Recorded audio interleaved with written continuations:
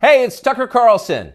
The Biden administration arrested Donald Trump this afternoon. They had him arraigned and fingerprinted in a Miami courthouse like the accused felon he now technically is. These were the first steps in a process that is designed to put Donald Trump behind bars for the rest of his life. Cable news carried every moment of it live. It's unprecedented, they told us, with what looked like shock. But they weren't shocked. They knew this was coming. Everyone who's paid attention knew it was. What just happened was always going to happen. It's been inevitable since February 16th, 2016. That's the day Donald Trump made a blood enemy of the largest and most powerful organization in human history, which would be the federal government. Despite what you may remember, it wasn't anything that Trump had said about immigration or trade with China or rapists from Mexico. Those are the stories that dominated the headlines that year. Trump's a racist, they screamed. Stop him! But inside Washington, that was just noise. None of it really rated. Identity politics doesn't mean much to permanent Washington. What matters, then and now, is foreign policy. The invasions and occupations and proxy wars. The decisions that determine which global populations will thrive and which will die. The policies that come with trillion-dollar price tags. The ones that, over time, have made the counties around D.C. the richest suburbs in the world. In Washington, that's what actually matters. And it's obvious when you look carefully. When there's a debate about anything else, for example, the debt ceiling, both sides take their assigned positions and they start yelling. But when Congress decides to start a war, no matter how foolish or counterproductive or obviously disconnected from America's core interests that war may be, when that happens, the leaders of both parties automatically jump behind it like circus clowns.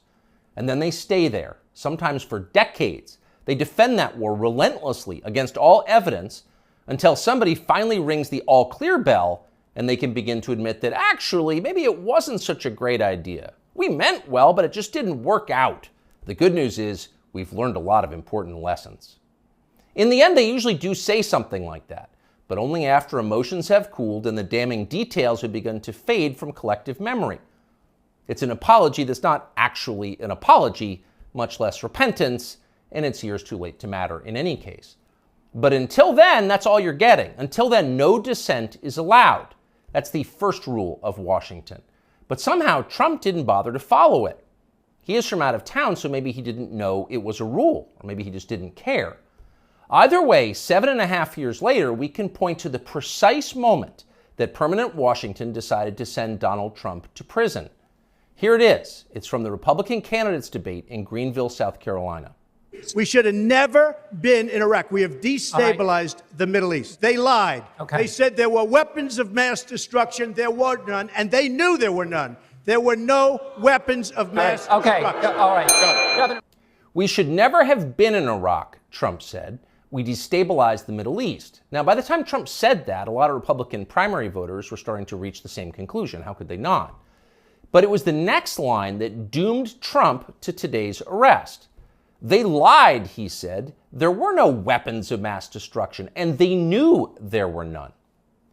Now, when he said that, a few in the crowd booed. Most just sat there in silence, stunned. Can he say that? Well, he said it anyway.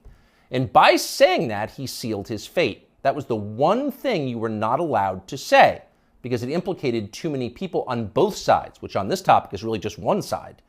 Hillary Clinton was guilty of it, but so was Paul Ryan. All of them were guilty. They all knew, they all lied. And to a person, they hated Donald Trump for exposing them.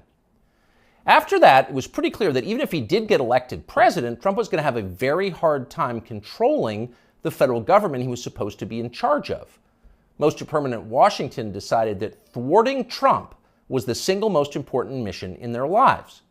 Everything depended on it. Many of them said so publicly. But others didn't say so publicly. In fact, the stealthier ones took another path. They ran toward Trump, not away from him. They sucked up to him.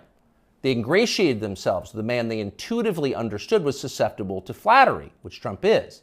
And they did this in order to subvert his new administration from the inside. There were a number of these, and you could spot them immediately. They were flatterers. Invariably, the ones who flattered Trump the most hated him the most and disagreed the most strongly with his views. You saw them in the hallways of the White House and at press conferences. They were there slobbering over their boss with elaborate self-abasement, as if they were addressing a monarch or a god. It was a scene from the Ottoman court. It was filthy and decadent, and it was false. Mike Pence, Nikki Haley, Mike Pompeo, Lindsey Graham in the Congress. They all called Trump a visionary genius up until the moment he lost power. And then they unsheathed their real agenda, as always the neocon war agenda, and they piled on with maximum force. Here's Mike Pompeo, for example, on Fox News this morning. President Trump had classified documents where he shouldn't have had them, and then when given the opportunity to return them, he chose not to do that for whatever reason. When somebody identifies that, you got to turn them in. And so that's inconsistent with protecting America's soldiers, sailors, airmen, and Marines. And if the allegations are true, some of these were pretty serious, important documents, and so that's wrong. May future historians hoping to unlock the mysteries of late Empire Washington study that clip, because it will reveal everything. That very same Mike Pompeo, the one who's sneering at Donald Trump on TV this morning, that guy served Donald Trump as both CIA director and as Secretary of State. Those are the two most powerful jobs in the federal government. And as he worked in those jobs, Pompeo promised, in fact, he swore, to support the president's agenda. Why? Because that's the way a democracy works. You vote for a candidate in the belief that his appointees will carry out the policies that you voted for. It's not about the president, it's about you, the voter. But Pompeo didn't do that. He didn't even try to do that. In fact, he undermined Trump's often stated commitment to peace and non-intervention abroad at every turn. His every waking hour was devoted to fomenting war in some faraway foreign country or other. Iran, Syria, Russia, North Korea, the list goes on. But rather than telling Trump that he disagreed with his ideas, as a man would, Pompeo toadied up to Trump, a man he despised, in the oiliest, most over-the-top way imaginable. Ask anyone who worked in that White House at the time. Who is the appointee most likely to tell Donald Trump on a daily basis that he was handsome, virile, sleek, and powerful? Mike Pompeo. That will be the consensus answer. Those of us who saw firsthand Pompeo's relentless kowtowing will never forget it. It was indelibly repulsive. No one with self-respect could do something like that. But Mike Pompeo did it effortlessly, with relish and verve. Now, this same person is telling Fox News viewers that he fears for the safety of our military, our soldiers, sailors, airmen, and Marines, in the approved phrase, because Donald Trump took some classified documents home and didn't immediately return them to the National Archives? What a lie that is. Mike Pompeo knows that's a lie. He spent his entire life in Washington. Washington is a city where internal memos about Labor Day are classified because everything is classified. Your government has classified more than 1 billion federal documents, most of them boring and pointless and a danger to no one, and locked them away in secret where you can't see them because you may be an American citizen, but not really, and therefore you don't have the necessary clearances to know what's going on. And by the way, none of this is done in order to make America safer, any more than COVID restrictions were designed to keep you healthy. No, it's a caste system. That's the point. And you're the untouchable in this hierarchy. Mike Pompeo knows that. Everybody who works in Washington knows that. How many secret documents do you think Dick Cheney took home with him while he was running the Iraq War? How many did his wife read? She never had a clearance. We'll never know the answer because there is no chance Dick Cheney will ever be investigated or his staffers will be told to wear wires in his presence. He will never be indicted for this. Of course not. Dick Cheney is a neocon. Donald Trump is not. Dick Cheney supports war with Russia. Trump does not. That's the difference. The rest is just a distraction. The prosecution of Donald Trump is transparently political. He's literally Joe Biden's main political opponent. He's polling over 60% among Republican voters right now. So Joe Biden is doing what no president has ever dared to do. He's using law enforcement to lock up his chief rival. That's happening right now. Anyone who denies it's happening is lying to you. But actually, it's worse than that. Trump's prosecution isn't just political, it's ideological. Nobody with Trump's views is allowed to have power in this country. Criticize our wars and you're disqualified. If you keep it up, we'll send you to prison. That's the message Washington is sending. Not just the Democratic Party is sending, but both parties are sending. Like so many Republicans, for example, the supposedly conservative governor of Texas, Greg Abbott, spent yesterday totally ignoring the destruction of the American justice system. Instead, he signed a highly important bill called the Crown Act, which according to the celebratory tweet Abbott sent commemorating it, will, quote, prohibit discrimination based on textures and hairstyles historically associated with race. In other words, in Texas, cornrows are now protected by law. Having unapproved views about Ukraine is not. That's fine with most elected Republicans. They find Trump tiresome and embarrassing. Their donors hate him. They will not be sad if he dies in jail. But what about voters? What are they learning from this spectacle? Well, mostly they're learning that they have no power at all because nobody cares about them. But they already knew that. Unlike so many of our elected leaders, they have been to America recently. They know what it looks like. Have you seen it? If you've got a few days this summer, find out. Take a road trip and see for yourself. Drive 500 miles in any direction and then come home. How are things looking? Well, they should look great. The federal government spent $6.5 trillion last year. That's more than any government has ever spent, ever.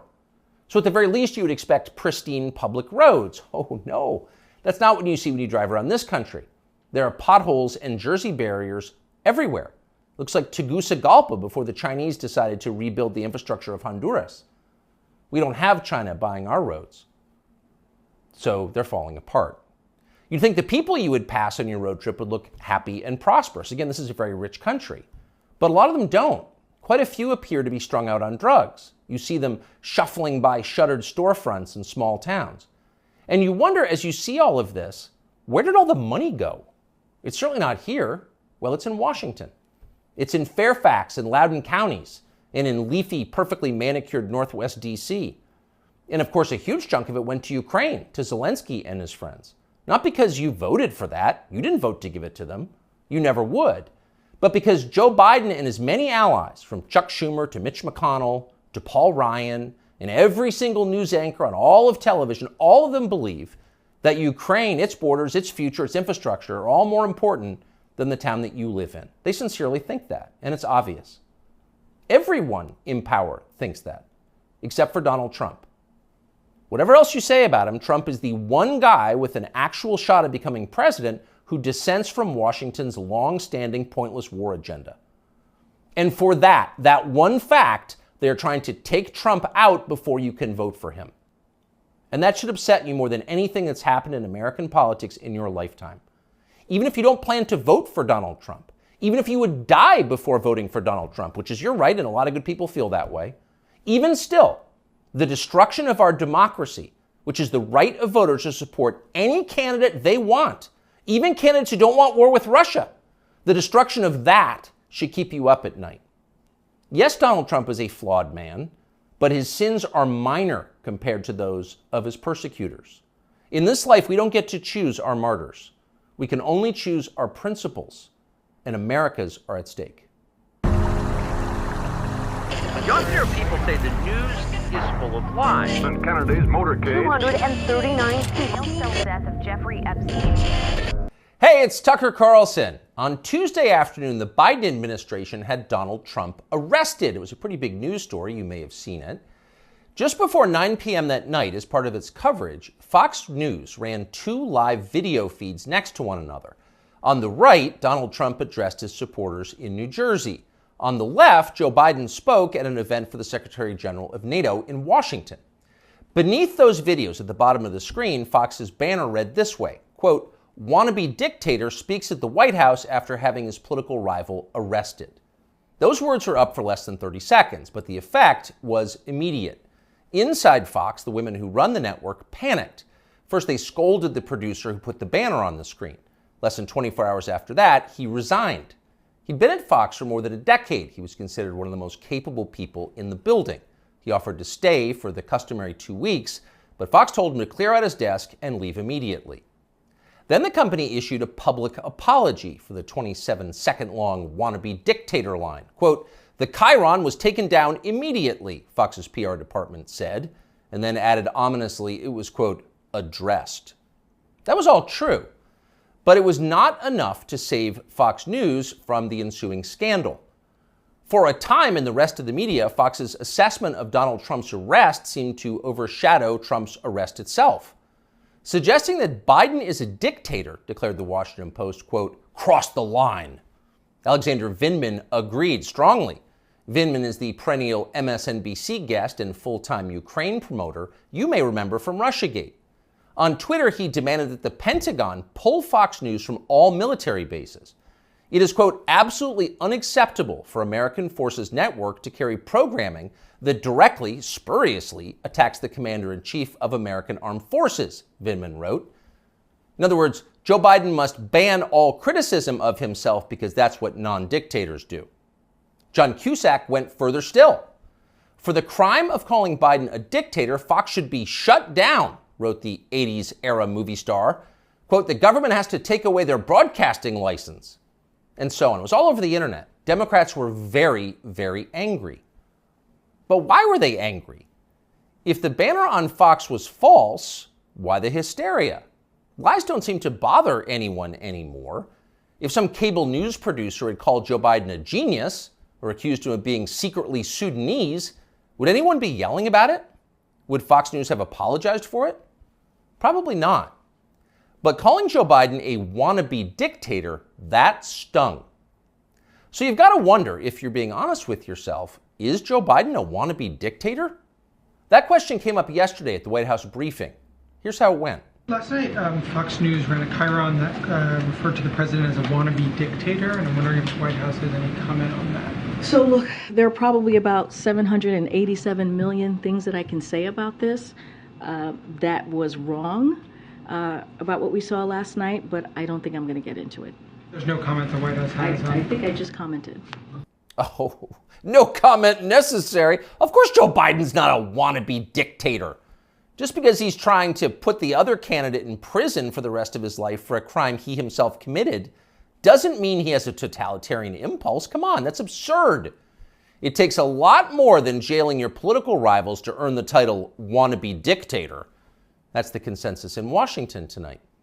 And in some ways, for once, the consensus may be right. It is not a small thing to be a wannabe dictator. It's quite a process.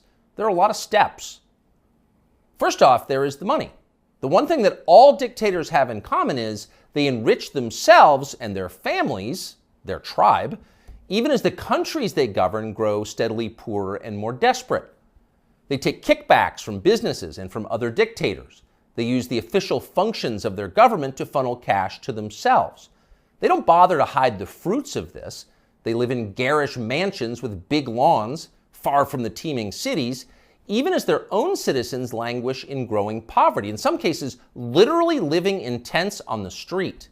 So they don't really hide it, it's all pretty blatant, and ordinary people resent it.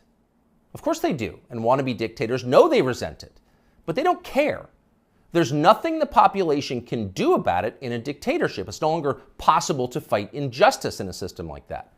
People can't gather in large numbers to protest the rule of the dictator. If they try that, they'll be arrested by his state security services, even years after the fact. A visit from men in body armor at the breakfast table. That happens. And if citizens persist in believing they can gather in groups to protest, they may be shot to death, a bullet to the throat. And then, just to make the humiliation complete, to make the lesson gin clear to everyone else watching, their relatives can be arrested for daring to complain that their children were killed for complaining. That actually happens in some places. Ask Ashley Babbitt's mother. Here she is in handcuffs. You're arresting Ashley Babbitt's father. You murdered her inside the Capitol, now you're going to arrest her? Come out of there. 101, have a transport response. Sidewalk. So don't be like Ashley Babbitt's mother, much less like poor Ashley Babbitt. She's dead now. That's the message a wannabe dictator would send.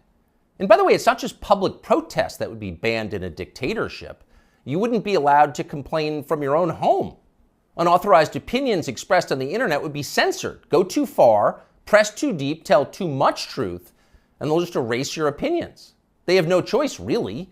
It's a matter, as they say, of trust and safety. You must trust the leader, or else you will jeopardize his safety. Not that you really can jeopardize his safety at this point. The leader has nuclear weapons, and you don't. He'll remind you of that from time to time. And in any case, you're in the process of being disarmed anyway, along with everyone else who has shown questionable loyalty to the leader. Those who support the regime can keep their weapons and use them freely, including on public transportation. That's a core civil right for them. But for those who dissent from the program, self-defense is an unaffordable privilege. Turn in your guns, Mr. and Mrs. Peaceful Opposition. You're a danger to society, and we know who you are. And in fact, the wannabe dictator does know who they are because he knows everything. Technology has made him all-seeing. A report in Wired magazine just this week revealed that the highly non-dictatorial Biden administration is busy tracking the phones of millions of Americans without their knowledge and without bothering to get a warrant. And at the same time, the same non-dictatorial administration is stockpiling a massive trove of damaging information about these same Americans, to be used at some point, we are sure, for entirely noble purposes.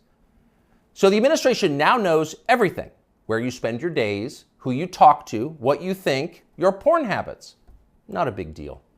The administration already knows what you buy, of course, because they've leaned on the big banks to turn over your confidential credit card information. Not because anyone here is a wannabe dictator, to be clear, but just because. It's nice to have that information, just in case, in the words of the Fox News PR department, a situation arises that needs to be, quote, addressed. It's all totally normal. It's not a dictatorship, okay? But in the end, the main reason you know Joe Biden is not a wannabe dictator is because he just does not fit the profile as a man. Dictators have that look. You know one when you see one. Dictators build cults of personality around themselves, and they use those cults to deny the glaringly obvious. In his later years, to name just one example, North Korean dictator Kim Il-sung developed an enormous baseball-sized tumor on the back of his neck. It was huge. It was grotesque. It was right there. You couldn't ignore it. You couldn't possibly not see it. But in North Korea, state media did ignore it. They pretended it didn't exist. And so, in some important sense, it didn't. If a tumor grows on a neck but no one acknowledges it, is it really there? Thankfully, nothing like that is happening in our country or ever will. If Joe Biden ever developed some profound physical or medical problem that was obvious to everybody, journalists would say something. This is not North Korea. We don't have state media here. If Joe Biden was, say, incapable of completing a full sentence, or mistook his sister for his wife, or suddenly started falling down in public for no reason, the New York Times would report on that and then get to the bottom of what was actually happening. That would be its duty in a free country like ours. It's not like they would cover it up. The very idea of a cover-up sounds like a conspiracy theory, a dangerous one, actually, so stop it. And by the way, if Joe Biden was a wannabe dictator, he'd have the family to match. All dictators do. Saddam Hussein had Uday and Qusay. They were princelings who lived above the law, indulging their most decadent fantasies with total confidence they would be never held to account by the police. As the sons of a dictator, they knew they could do exactly what they wanted, and so that's what they did. There's no one like that around Joe Biden. He doesn't have weird sex scandals at the heart of his family that no one in the media will ever talk about. He doesn't have a ne'er-do-well former nightclub-owning brother who's made a living for 30 years by being related to him. Not at all. That's dictator stuff. Joe Biden doesn't award ridiculous inflated titles to his relatives that the media are then required to take seriously. He doesn't call people doctor who didn't go to medical school and then force you to nod along like it's real when everyone knows it isn't. Nicolae Ceausescu did that with his wife Elena. Joe Biden would never do that. Nor does Joe Biden dress like a dictator. He doesn't do photo ops in mirrored sunglasses driving a sports car to convince you that he isn't frail and senile, but instead powerful, virile, and wise. That's just not his style. If Joe Biden was a dictator, he'd be wearing epaulets and carrying a tasseled riding crop, and he isn't yet, so calm down. If he was a dictator, Biden's speeches would look like Nuremberg rallies, a blood-red backdrop, armed soldiers by his side, screaming about crushing his eternal enemies. Honestly, Biden did come close to that one time last September at a speech in Philadelphia. But it wasn't in any sense dictatory. It was necessary. As MSNBC assured us at the time, quote, Biden aimed to showcase his faith in the military apparatus and its ability to back the democratic order. See, it was about democracy, not dictatorship. No cause for alarm. He is not a dictator. A dictator would stockpile ammunition for his own bureaucrats, including his tax collectors. He'd redefine the legal code to make disloyalty to the regime the most serious crime. He'd claim dominion over the most intimate parts of his citizens' lives. He'd define what attitudes they were allowed to have about sex and religion and how to raise their families. He would even, in his final grandiose stage of dictatorship, claim ownership of their children. And Joe Biden wouldn't do that. And to prove he would never do that, Biden just this week released this video. These are our kids. These are our neighbors. Not somebody else's kids, they're all our kids.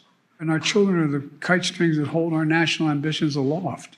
It matters a great deal how we treat everyone in this country. LGBTQ Americans, especially children, you're loved, you're heard, and this administration has your back. See? Joe Biden isn't saying your children belong to him like a dictator would. He's saying something very different from that. He's saying America's children are, quote, our children. Not his alone, ours. You share your children with Joe Biden evenly, right down the middle, with alternating weekends. You've got joint custody with Joe Biden, and you can thank heaven that you do. A nation is like a family. Every family has a head, a father. That's Joe Biden, our nation's father. And this, ladies and gentlemen, is now his fatherland. Just don't call it a dictatorship, or we'll have to issue a statement disavowing you. You often hear people say the news is full of lies. In Kennedy's motorcade. 239 people. Hey guys, Chris here from Amazine Outdoors. Be sure to subscribe, like, share, and turn on notifications for Amazine Outdoors if you want to see more videos like this. Thanks for watching, guys. Amazine Outdoors is a skull-hanging company based out of Michigan. We use locally sourced steel to CNC plasma cut and fabricate all of our products. Our motto is simple, effective, and affordable. There are no fancy names or over-engineered designs. The hangers are built around the skull itself to allow you to securely hang your skull anywhere you please. They are priced with hunters in mind so you don't have to spend big money to hang your big bucks. AmazineOutdoors.com